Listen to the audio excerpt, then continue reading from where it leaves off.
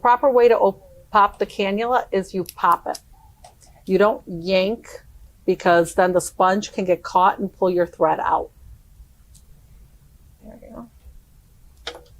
So again, we're going to always kind of keep our thumb on the end of the thread, just in case we needed to kind of pull back to reposition. That keeps the thread from anchoring. So holding our thumb, we're going to talk about, I call it the spoon. What do you call it, Gio? I call it the little L shape. So it's going to be kind of face up when we go in. And we like to, some people like to pinch, some people like to put some pressure, but if we're going to kind of give a little counter pressure, I popped in, I felt the pop, and we're going to give it one more kind of twist to see if we can get the half the thread to bury here. So you want half the thread buried because we're going to be going deep, and you want to just feel that pop. Yep. And then there we go. What Rachel's going to do is drive it forward while she's pushing the tissue down over it. It keeps you deep without worrying about hitting anything we shouldn't be hitting. Mm-hmm. You want to be below the deep temporal artery and the superficial. Obviously, if you're below the deep temporal, you're already below the superficial.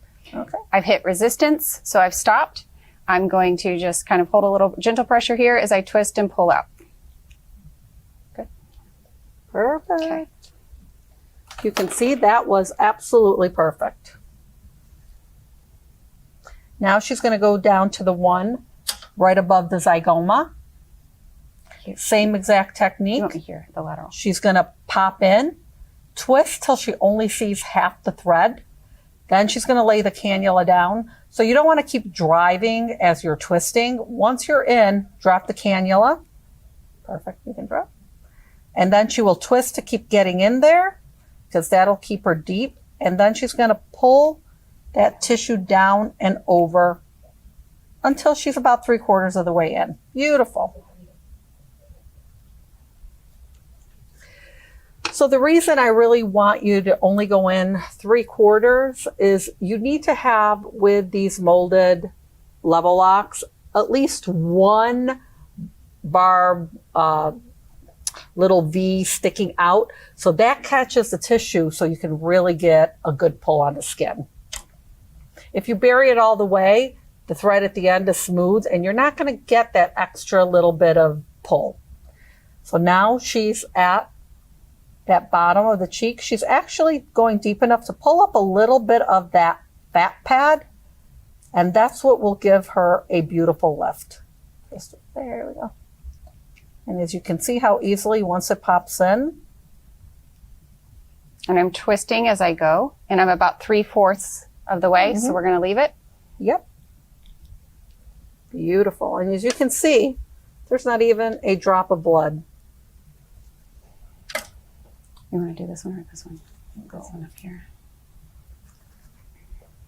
So again, we're just kind of inserting at that 90-degree angle. I'm going to give it a twist, and it's a little bit of pressure to kind of get part of that thread under the skin, and you should feel the pop. There we go. I kind of felt a little pop. Now I'm going to lay my angle down, and I'm just going to bring, this one's going to come across the forehead. We're not going back into the scalp. There, it just slid easily. I'm stopping at the crest. I'm not going past the crest. And then we're just going to twist as we deploy.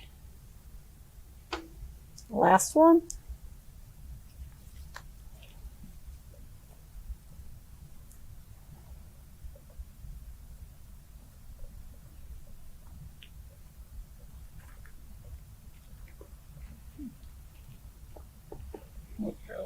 Yeah. This was a side we struggled on to begin with. You're not. Yeah, I'm not really. Give it another twist. So as you can see, the twist is the real important part of doing this one. There it goes. Yep, just that. You're in a good spot. So stop. Nope, you can keep going just a little more, but I mean your depth-wise. Your depth-wise is Gotcha. great. Rachel is going to engage all these threads. What she's going to do is she's going to pull up on the thread, have a nice mound there, and then she's going to push down on that tissue, and that will engage her lift. So pull up, Push down, pull back. Beautiful. Pull up, push down, pull back.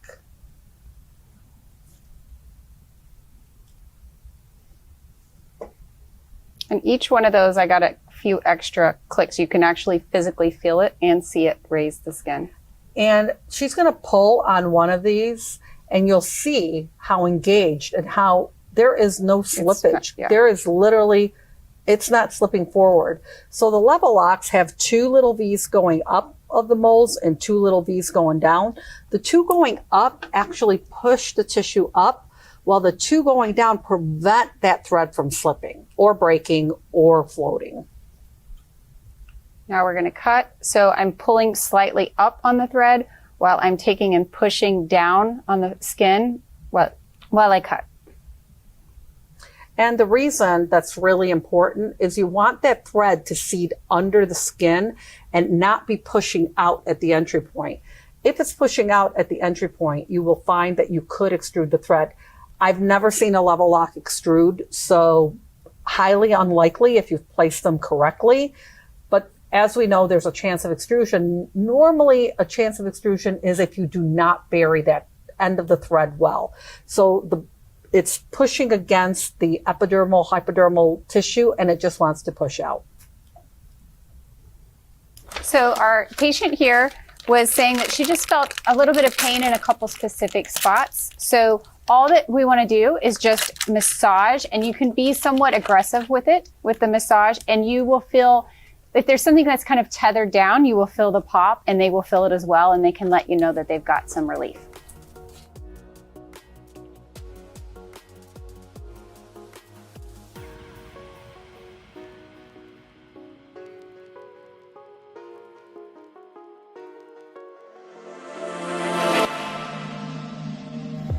PDO Max, elevating the science of beauty.